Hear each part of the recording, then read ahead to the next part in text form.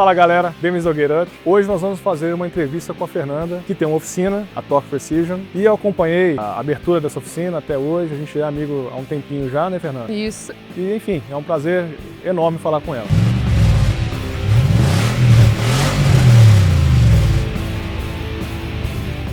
Fernanda, primeiramente, conta pra gente quem é você na cena automotiva e como é que foi que começou a sua paixão por carros? Eu fui aquela criança que gostava de carrinho, né? Então é muito engraçado porque sempre eram os meninos que gostavam de carrinho e eu sempre fui aquela mocinha de 5 anos que não gostava de boneca, que gostava de carrinho. Essa questão de carro foi uma paixão mesmo desde criança. Eu fui crescendo, fui criando mais curiosidade ainda, né? Eu lembro que na época, quando eu era criança, meu pai tinha um Verona, velho, e dava muito problema. E ele tinha o costume de mexer em casa. Eu sempre ficava lá acompanhando, achava o máximo, né? Então é realmente uma paixão de infância mesmo. Paixão antiga já. Muito antiga. Você tá na mecânica há 5 anos, certo? 5 anos. E como é que foi o começo? Teve algum momento decisivo? Teve algum momento que você baqueou, será que eu vou, será que eu não vou? Mas você falou assim, não, eu vou realmente fazer, eu gosto disso. Eu tinha um Chery Cielo e eu levava no mecânico que mexia nos meus Peugeot estranhos. Ele é especialista em Peugeot estranho. Ok. Mas como eu tive Peugeot antes, né, já tive C4 VTR antes também, então eu já tinha o costume de levar nele. E quando eu comprei o Cielo, eu mantive umas manutenções com ele.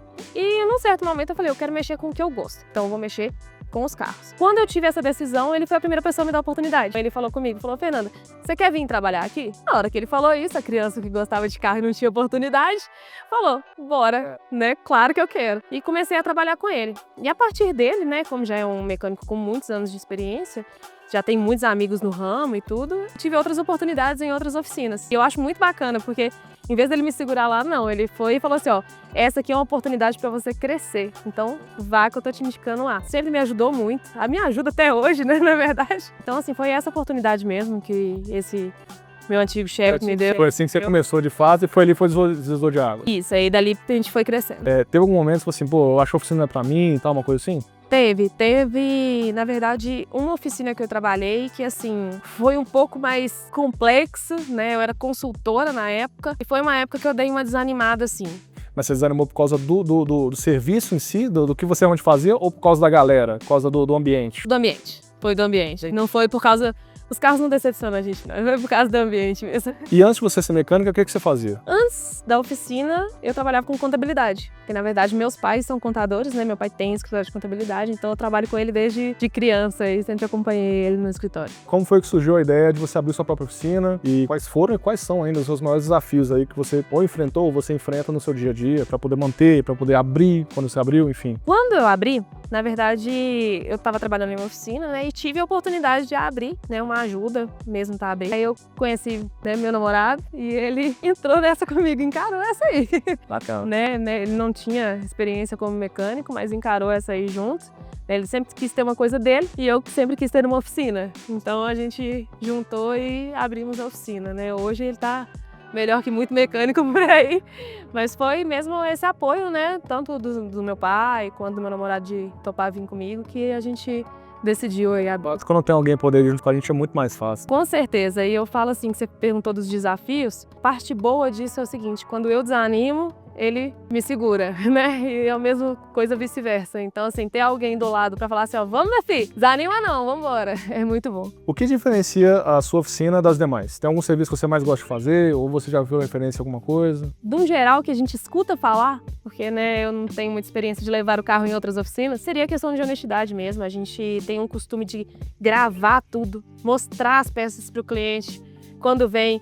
Então, ser muito transparente. Às vezes até a pessoa assim é honesta, mas às vezes não mostra tudo, né? Então, acredito que falta um pouquinho de uma transparência. Então, a gente gosta de gravar, de mostrar o vídeo. Às vezes até quando a gente tá fazendo o serviço, a gente grava um videozinho, manda pro cliente. Então, acredito que essa transparência seja, assim, um diferencial. Você sente que o mercado já está mais aberto às mulheres na oficina, na mecânica, ou você ainda acha que tem um certo preconceito? Eu não tenho muito problema com preconceito, não. Na verdade, assim, tem uma falta de costume de você ver uma mulher na oficina. E geralmente, quando você vê, ela não tem entendimento sobre o assunto. Geralmente, quando vem uma pessoa e fala com você assim, ah, não, quero conversar com um mecânico, eu não levo como um preconceito, mas sim como... Isso não é comum.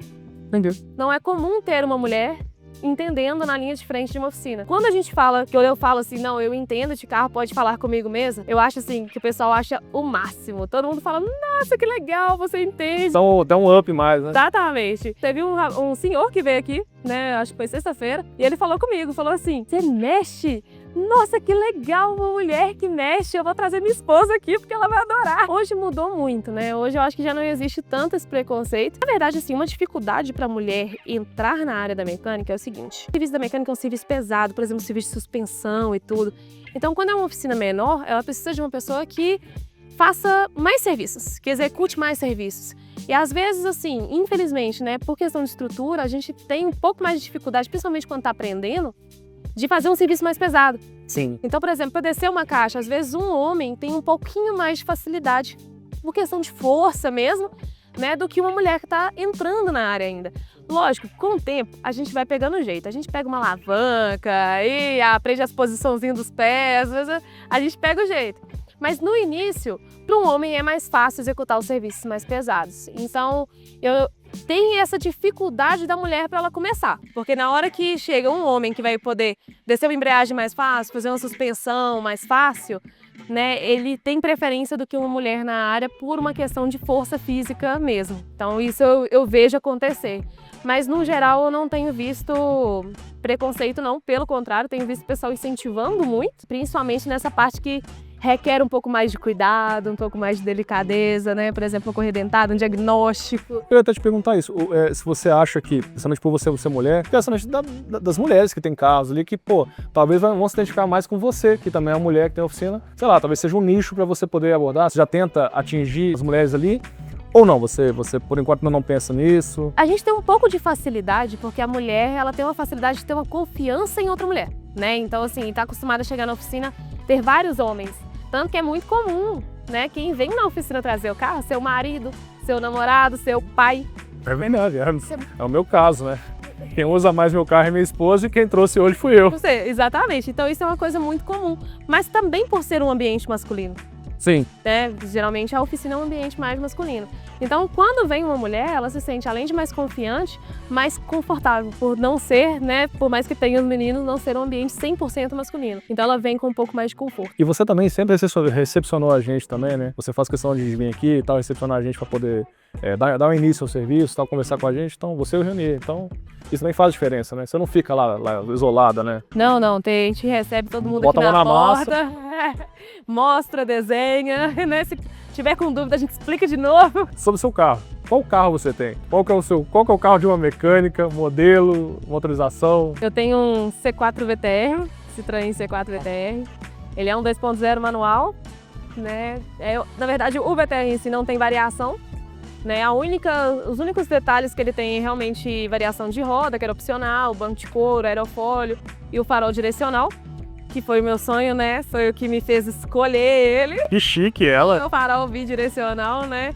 Que assim, é muito divertido, né? Tem gente que fala assim, não faz tanto sentido, mas assim... É um carro muito gostoso. Você começa a andar em zigue-zague na rua só pra ver o farol fazendo assim.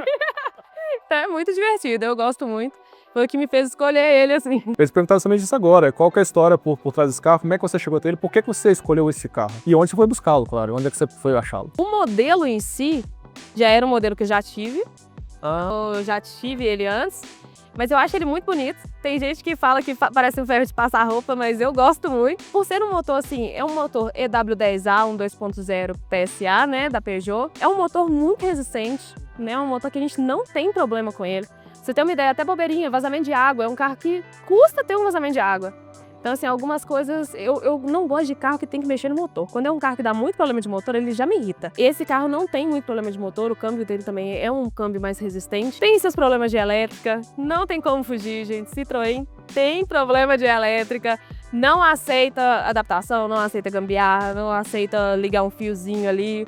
Ele tem problemas de elétrica, então tem que ter uma elétrica em dia. Também é um carro muito tecnológico também, né? Tanto pra época quanto, enfim, hoje em dia, na verdade, até. A BSM dele ali também já... Eles inventaram de colocar todos os sistemas do carro em um módulo. É isso aí. Então tá tudo ali na BSM. Se ferrou um negocinho já... Exatamente. Por exemplo, tem alguns relés que eles são acoplados dentro da BSM. Então, assim, se ele dá problema, tem que trocar a BSM completa, né? Eu tive um problema no relé do arranque do meu carro. o relé do arranque era acoplado na DSN e eu tive que trocar a DSM por causa do relé do arranque. Caraca! Então isso realmente é um pouco mais chato, né? Não ter essas coisinhas mais fáceis e não ser mais separado. E hoje os carros têm vários módulos. Tem módulo de conforto, módulo de injeção, módulo... Então fica um pouco mais fácil, né? Mas esse carro realmente tem esse... Tem dia vê umas bizarrices lá do tipo, o nego troca uma lâmpada, coloca uma lâmpada que não é original ou não sei o quê, e isso já dá uma ferrada no carro, lá no Onix, plano da vida, uma coisa. Exatamente, mas esse é um ponto também, porque hoje os carros têm muitos sensores, o que eu não acho ruim. Porque esses sensores indicam problemas do carro mais fácil. Então, um problema que você tinha um diagnóstico muito trabalhoso para fazer, hoje um sensor ele te entrega os parâmetros. Então, você consegue localizar os defeitos do carro sem precisar de ficar procurando. É igual, por exemplo, esse problema da lâmpada que dá problema é porque a corrente vai para a lâmpada e a lâmpada devolve a informação. Mas isso faz com que a gente não fique andando com a lâmpada queimada. Ou seja, quando você tá andando, você lembra quando antigamente era mais comum, né? A pessoa do lado buzinava, sua seta tá queimada, sua lanterna tá queimada. Então, assim, são tecnologias que são para ajudar a gente, mas elas não aceitam certos tipos de adaptação. Porque como a lâmpada é de uma voltagem, ela tem que responder àquela voltagem. Se você colocar outra lâmpada com outra voltagem, ele já confunde. Faz sentido. Qual que é o seu maior desafio em mantê-lo? E você teve uma peça muito difícil, tipo uma BSM, que você teve que caçar pro estranho. A BSM é muito difícil. Pra achar os valores, fica na casa dos 500 até os 1.000 e pouco, se bobear, 1.200, né? E antigamente a gente tinha uma facilidade que a gente comprava no AliExpress, né? Vinha aquela... Agora hoje você vai comprar no AliExpress, é R$500 a BSM, é R$500 de imposto, fica o mesmo preço. Ou menos, né? Exatamente. Mas a BSM é realmente, eu acredito que é a peça mais difícil do carro. Porque o resto ele compartilha com o C4 Palas, com o hatch, né? Até com Peugeot também, né? Até com Peugeot 408, né, e tudo, então ele tem essa facilidade. Mas também tem as peças de acabamento. O para-choque do VTR em si, ele é diferente do hatch e do Palas. Não sabia disso. Ele é um pouco mais largo embaixo, ele tem como se tivesse uma sainha. A grade dianteira preta, ela tem uma curva e o carro fica diferente se trocar. Então, assim, não fica a mesma coisa. E a tampa traseira, né, a lanterna traseira, que é totalmente diferente, né? E aquele vidro também, você já chegou a dar uma olhada no preço do vidro ali e tal? Então... Você não precisa, graças a Deus, mas... Exatamente, né? Eu ganhei uma tampa de porta-mala do antigo dono do carro, né? Tem o vidro superior, o vidro traseiro e a tampa toda bonitinha. Mas o pessoal tem falado que tem achado na casa, assim, dos R$1.000 pra cima. Você usa ele com qual frequência? Você usa só pra dar um rolezinho? Você usa ele de daily? Acaba que o seu namorado também tem um VTR, né? Exatamente. Então, são 2 VTR, né? Ponto positivo é que qualquer coisa que precisam compartilha com a... Mas assim, ele é de uso diário, mas a gente praticamente vem do serviço pra casa, de casa pro serviço, e não é muito longe. Vocês fazem o rodízio VTR lá, hoje eu vou com prata, hoje eu vou com preto, hoje eu vou com o do Renê, hoje eu vou com o da Fernanda. O que acontece? Carro do mecânico é o seguinte, a gente nunca tem tempo de mexer no nosso próprio carro. Isso é uma realidade de vida. Ferreiro, espeta de... Exatamente. A gente mexe no carro de todo mundo, tá o carro de todo mundo funcionando, o nosso sempre tem uma coisinha pra fazer. Então, essa variação geralmente ocorre quando a gente para pra mexer em alguma coisa. Então, assim, por exemplo, o do Renier tinha um vazamentinho de óleo. A gente ficou tempos pra conseguir parar o carro pra poder olhar o vazamento de óleo. De todo mundo tá sem vazar óleo, mas o nosso não, o nosso fica. O carro dele, quando parou pra poder fazer isso, era no retentor do volante, então a gente teve que descer a caixa, ele ficou 3 dias parado. No que ele ficou 3 dias parado, rodou com o meu. O meu teve que mexer na correia dentada. Quando o meu foi mexer na correia dentada, a gente usa o dele. Mas, no geral, ele gosta mais de dirigir. Ele não gosta de andar no banco passageiro. Então, no geral, a gente usa mais o dele. Qual o consumo do VTR? O consumo do carro é porque é o seguinte. É um carro muito divertido. É um carro fortinho. Legal de brincar. É mesmo. Eu tive o C4 Palas. Eu lembro, assim, que no C4 Palas, que já é um carro muito mais pesado, já era muito bacana de andar. Porra, 140 cavalos ali, que você já puxava uma quarta, uma terceira aqui, e já voltava dando pé e o bicho respondia na hora. Responde muito. Não no VTR, que é mais leve. O câmbio dele é um pouquinho mais curto. Então assim, é mais divertido ainda. Então o que acontece? Quando você vai andando, você quer acelerar um pouquinho e tal, né? Aquela coisa. Na cidade, eu tenho o costume de andar muito tranquilo. Eu na estrada, eu já sou mais... Na cidade, meu carro tem feito 10 km por litro. O quê?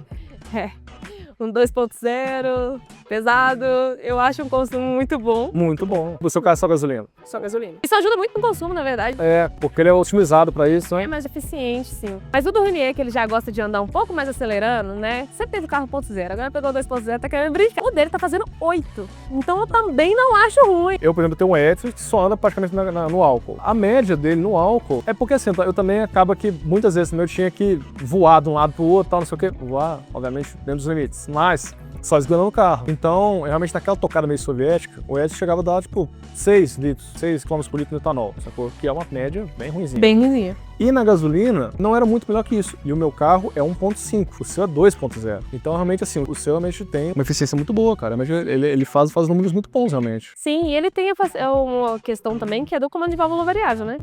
Isso ajuda bastante também o consumo dele. Já é um dos primeiros carros aí com essa tecnologia, né? Que legal, cara. Bom, pra finalizar aqui o bate-bola final, qual foi o carro mais difícil, se você já trabalhou, seja aqui ou seja em outras oficinas, e foi aquele que mais te deu dor de cabeça? Falou, putz, esse aqui foi um parto. Gente, foi um HB20. O quê? Sim, senhor. E o pior, ele tinha 52 mil quilômetros rodados, eu acho. Nossa. Ele era muito novinho. Mas assim, era um carro 2015. Acho que 2015. Então assim, um carro 2015 com 50 e poucos mil quilômetros rodados, ele não rodou 5 mil dele, nem perto, por ano, né? Ele foi um carro muito pouco rodado, mas o defeito dele era muito específico. Ele não acendia uma luz de injeção. Já conferimos todos os parâmetros do carro. Não tem nada de errado. Eu, pra você ter uma ideia, de desencargo de consciência, eu comprei algumas peças, coloquei no carro. Testei e vi que não era, tirei, deixei de estoque. Gente, tava inexplicável. E o problema é o seguinte, ele dava o problema depois que você rodava 15 km com ele. Aí você ia arrancar no carro, entre 2.000 e 3.000 giros, ele ficava muito preso. Mas ele não demonstrava assim, ele não falhava, nada. Ele só demorava a responder. Mas ele não tem nenhuma luzinha indicando a gente, nenhuma coisinha. A gente já fez teste de catalisador, já trocamos a sonda lambda pra testar. PBI eu já troquei, peguei emprestado. Esse foi o que mais me deu trabalho. Mas conseguiu. Não. Esse foi o que ele fez a gente penar. Mas ele saiu pra outra oficina, até que é um especializado em Hyundai. Também deu certo, não. Caraca, cara, mas é louco isso. Então, os carros medicina que é isso. O carro foi amaldiçoado Um mesmo. ponto que a gente falou com o dono, a gente vai ter que testar. Suspeita, por exemplo, de uma embreagem. Mas eu tenho que descer a caixa. Então, né, é um valor um pouco mais alto, né? Querendo ou não ter a mão de obra da descer a caixa e tudo. É um carro que provavelmente vai voltar. A gente já tá estudando ele aí. Dormindo um pouco mal, né? Ai, meu Deus, ele vai voltar. Já tô pegando equipe, eu já tô falando com meus amigos, falando que, ó, quando ele vier, vai vir todo mundo pra cá nos ajudar. Porque até hoje já veio amigos meus me tentarem me ajudar também, né? Coisa que eu posso atestar é que, de fato, assim, você que na oficina aqui, eu já vi isso acontecendo, vocês não largam o osso. Vocês vão ali, ó, porra, tô pensando nisso aqui, posso? Pode, então tenta. Isso. Assim, é o último caso. A gente só passa alguma coisa pra fazer quando a gente já acabou todos os testes que a gente podia fazer. Não, mas é exatamente isso. A gente também tem essa ideia um pouco errada de que oficina assim acaba que, não, mas eu fui na oficina, o cara não resolveu, então... Mas não é assim também. Às vezes a gente tem uns problemas que ninguém sabe explicar e que vocês também sofrem com isso. E é isso, amigão, que ó, nós vamos ter que fazer teste. É teste porque a gente vai ter que chegar onde ninguém chegou. Como você mesmo falou, tem uma especializada, o cara que só mexe em Hyundai não deu conta. E é isso. Sendo que geralmente essas coisas, quando a gente vai ver, vai ser um bobeirinho. Geralmente é uma coisa muito simples, mas que não tem como enxergar através dos testes às vezes. Então realmente é um pouco mais chato isso. Tem algum carro que você sonha ter um dia? Tem um carro assim, eu falei, se eu pudesse talvez ter o VTR esse carro, então, pô, passa o VTR pra lá e tem esse carro. Aí você chegou num ponto. Eu acho que o VTR, eu vou colocar a etiquetinha lá, o último dono. É seu. É meu. Esse aí não vai embora, não. É antigo, barato. Gente, é o carro que eu gosto e eu não vou largar dele. Então, assim, é o meu carro preferido mesmo.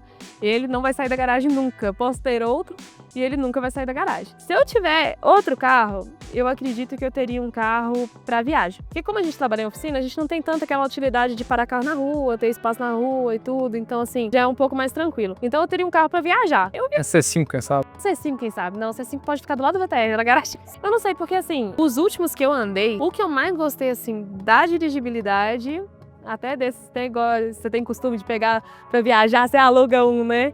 essas coisas assim, dos carros que eu andei, a Tigo realmente, eu acho Tigo? que foi a que mais... A gente viajou com uma Tigo 8 Pro. 6 pessoas dentro do carro. É um carro muito confortável, é um carro muito esperto. Sabe o que eu acho engraçado de conversar com o mecânico? É que é isso, assim, você vai falar assim, qual carro você... O cara vem com uma Tigo, fraga, carro que ninguém jamais sabe. O cara fala talvez uma CR-V, um não sei o quê, não, uma Tigo. Sabe com uma Tigo 8 Pro eu teria? Pô, cara. Mas sabe o que é o engraçado também? O pessoal tem uma cultura de ouvir muito a galera mais antiga. E acaba que hoje os mecânicos já estão num patamar que eles entendem um pouco mais de eletrônica do que o pessoal antigo. Então o que acontece? O Citroën antes era muito complexo, porque ele tinha muita eletrônica. E aí o pessoal gostava muito de Fiat Volks, porque eram os carros mais básicos. Mas, se você for olhar hoje em dia, tá todo mundo com tecnologia. Todo mundo meio que parado assim. Porque hoje não tem mais essa coisa de, eu tenho que ter Fiat, eu tenho que ter Volks, eu tenho que ter essas marcas mais populares. Tanto porque elas estão mais caras do que as outras. O mecânico, o que ele tem de visão, né? Ele não tem o preconceito dos carros porque ele já mexeu com a maioria. Então ele já conhece a mecânica da maioria. Então a galera, por exemplo, a turma mais nova, que já tem uma facilidade com a eletrônica, já não tem medo desses carros mais antigos com uma eletrônica legal. São carros que ficam desvalorizados. Faz muito mais sentido, de fato. Fica de fácil acesso para o mecânico, porque ele é barato, o mecânico sabe que não é essa bomba toda. a bomba toda. A mão de obra já existe, então... A mão de obra já existe. Então a gente começa a descobrir que tem carros que às vezes são muito mal falados, mas na verdade não são ruins. Mas por eles serem mal falados, a gente compra muito barato. Você quer mais é que o nego fale mal mesmo, né? Quanto mais falar mal, pra mim, melhor. Por exemplo, a gente tava até conversando entre os mecânicos amigos, né? Eu com o Citroën, o mecânico que trabalhava aqui tinha um Peugeot 307, né? Um amigo nosso que vem aqui direto também, que é mecânico há muitos anos. Peugeot 307, agora que ele pegou, né, variou acho que para um ponto. Todo mundo já passou por essa fase de pegar os carros, às vezes, mais completinhos, antigos, mais barato. Para finalizar aqui, que conselho você daria para alguém que quer começar na área mecânica hoje, especialmente mulheres? Especialmente mulheres, é começar pela consultoria. A consultoria você aprende muito. Porque você tem que repassar para o cliente o que o mecânico te falou. Tem que ter a curiosidade também, porque se você ficar só na consultoria, não. Você tem que ir lá no carro e falar assim, aqui, me explica aqui, por que tem que trocar isso aqui? Porque eu tenho que explicar para o cliente. Você jogar a culpa até no cliente, fala, por que tem que trocar isso aqui? E com o tempo, né, os próprios donos da oficina, né, vão vendo a sua evolução. Então, assim, vai vendo que você tem capacidade, às vezes, de ir pro pátio. Eu acho que o início é esse, eu acho que é a forma mais fácil de entrar, né, de começar a pegar a experiência na área, o conhecimento na área. Outra coisa é cursos pequenos. Tem muito curso bacana, né? A gente mesmo, eu e o Renê, a gente fez de GM, a gente tá com agora um de multímetro para fazer mês que vem, estamos com datores de P-Renegade para fazer agora. Fizemos de injeção direta, então assim, tem muito curso bacana. Tem pequenos cursos, por exemplo, sexta, sábado, domingo, né? Ou sábado e domingo, né? O de injeção eletrônica a gente fez sábado e domingo, o de GM a gente fez sexta, sábado e domingo.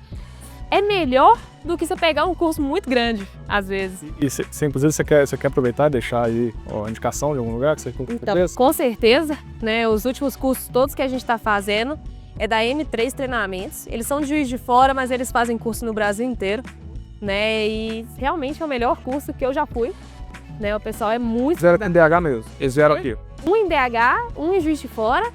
O próximo agora vai ser em Betim e o outro em BH de novo. Legal. Então, assim, a gente tá pegando todos. E, assim, por exemplo, de início mesmo, eu vejo o multímetro. Eles têm um curso de multímetro, que é uma ferramenta tão importante e, às vezes, a maioria dos mecânicos não sabe usar tudo o que ele pode entregar. Essa diferença aqui do conhecimento que você tem pro básico, às vezes você vai preenchendo lacunas e fazem toda a diferença para você como profissional, sacou? Sim, eu fiz o curso, o primeiro foi de técnico de injeção, que era de injeção direta. O segundo que eu fiz foi de GM, dos novos Onix, toda aquela tecnologia que a gente estava falando, né? Então a gente fez um curso só sobre o Onix, Montana, né? Esses carros mais novos. E eu senti muito uma necessidade de fazer o de multímetro. Bacana. Que é aquela história que é o seguinte, a gente tem que dar um passo para trás para poder dar os dois para frente agora. Minha ideia agora é fazer o de multímetro, do professor Quirino, que é sensacional. Depois eu quero voltar e fazer esses de novo, porque eu acho que eu vou ter assim uma clareza muito maior. Mas realmente os cursos da M3, desde o primeiro que a gente fez, já foi uma virada de chave na oficina. Então é o curso sem dito. Então. É o M3 Treinamento. M3 Treinamentos. Então, por favor, deixa pra gente aqui então sua rede social. A oficina é a... Torque Precision, Fica. no Carlos Prates, em Belo Horizonte. Rua Rio Casca, 362. Você quer deixar pra gente aqui o Instagram da oficina e o seu, pessoal, se você quiser? O Instagram da oficina é torque.precision e o meu é fernanda.torque. Com QU. Te agradeço demais pela entrevista. Muito obrigada. Muito obrigado mesmo. Sucesso pra vocês, viu? Obrigada Tudo pelo bom. apoio desde sempre. E galera, ó, falando sério, é uma profissional séria, que, como eu falei, realmente não largou o osso, realmente também tem uma inspiração, na verdade, porque, porra, quis fazer o negócio, foi lá, meteu a cara, fez. Falta mais gente assim hoje em dia. Mas parabéns pra vocês aí, viu? Tanto pelo serviço, quanto pela história mesmo ali. E espero muito sucesso pra vocês aí, cada vez mais. Obrigada. Valeu.